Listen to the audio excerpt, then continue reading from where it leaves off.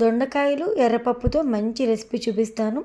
చాలా healthy protein full recipe అండి. మరి ఆలస్యం చేయకుండా రెసిపీ చూసేద్దామా? ముందుగా మీరు ఏ గిన్నెలో అయితే కుక్ చేసుకోవాలనుకుంటున్నారో ఆ గిన్నె తీసేసుకోండి. నేను ఇక్కడైతే కుక్కర్లో కుక్ చేసుకోవాలనుకుంటున్నాను. సో కుక్కర్ గిన్నె అయితే పెట్టేసుకొని ఒక 200 గ్రామ్స్ వరకు ఎర్రపప్పు అయితే తీసుకున్నానండి. 1 కప్పు పప్పు తీసుకున్నాను. గ్రామ్స్లో అయితే 200 గ్రామ్స్ అని చెప్పాను కదా.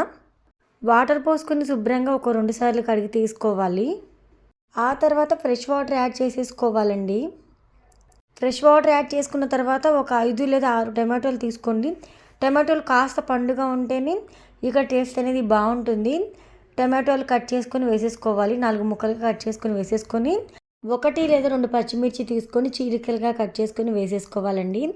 నెక్స్ట్ ఇందులోకి మనము శుభ్రంగా కడిగి కట్ చేసి పెట్టుకున్న దొండకాయ ముక్కలు వేసుకోవాలి.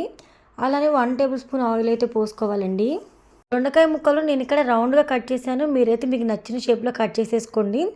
నెక్స్ట్ అయితే కుక్కర్ విజిల్ పెట్టేసి ఒక 3 లేదా 4 విజిల్స్ వచ్చేంత వరకు ఉడకనివ్వాలి.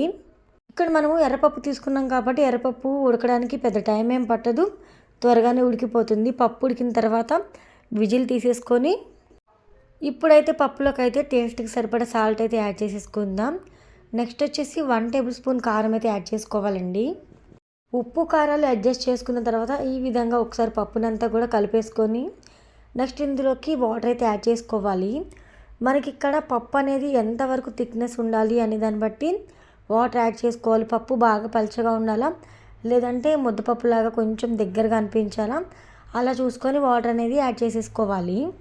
మీకు ఆల్రెడీ రెసిపీ ఏంటో అర్థమైపోయి ఉంటుంది కదా. దొండకాయ పప్పు అండి. ఈ కాంబినేషన్ ఎంత బాగుంటుందంటే సూపర్గా ఉంటుంది. రైస్లోకైనా బిర్యానీలోకైనా కూడా తినొచ్చు.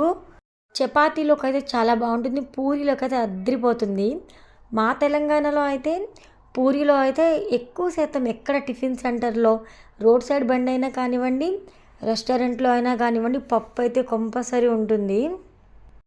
ఆంధ్రాలో అయితే పూరీ కాంబినేషన్ కర్రీగా బొంబాయి చట్నీని అయితే ప్రిపేర్ చేసుకుంటారు కదా. తెలంగాణలో అయితే పూరీ కాంబినేషన్ కర్రీగా ఆలు కర్రీతో పాటు పప్పు అయితే కంపల్సరీ ఉంటుందండి. అందులో ఏదైనా ఒక ఆకుకూర కానీ లేదంటే ఏదైనా వెజిటేబుల్స్ కానీ వేస్ట్ చేస్తారు. దొండకాయ పప్పు చాలా బాగుంటుంది. మీరు ఒకసారి ట్రై చేసేయండి. ఇప్పుడు స్టవ్ ఆన్ చేసుకుని స్టవ్ మీద పెట్టేసి పప్పునైతే ఉడికించేసుకోవాలి. పప్పు ఒక పక్క ఉడుకుతూ ఉంటుంది. ఇంకొక బర్నల్ పైన తాలింపు అయితే పెట్టేసుకోవాలండి. స్టవ్ ఆన్ చేసుకొని ప్యాన్ పెట్టుకొని ఆయిల్ అయితే పోసుకొని ఆయిల్ కాగిన తర్వాత జీలకర్ర అలానే తాలింపు దినుసులు అన్నీ కూడా వేసేసుకొని కరివేపాకు వెల్లుల్లి రెబ్బలు కాస్త దంచుకొని వేసుకొని టేస్ట్ బాగుంటుంది.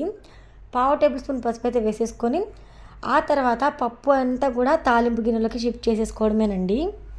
తాలింపు పెట్టుకున్న తర్వాత కూడా మూత పెట్టేసి మంటను లో ఫ్లేమ్లో అడ్జస్ట్ చేసుకొని ఒక్క 2 నిమిషాలు ఉడకనిచ్చారంటే చాలా యమ్మీ టేస్టీగా దొండకాయ పప్పు కర్రీ ప్రిపేర్ అయిపోతుంది. ఈ రెసిపీ మీకు నచ్చితే లైక్ చేసేసి ఇలాంటి రెసిపీస్ కోసం ఛానల్ని సబ్స్క్రైబ్ చేసుకోండి.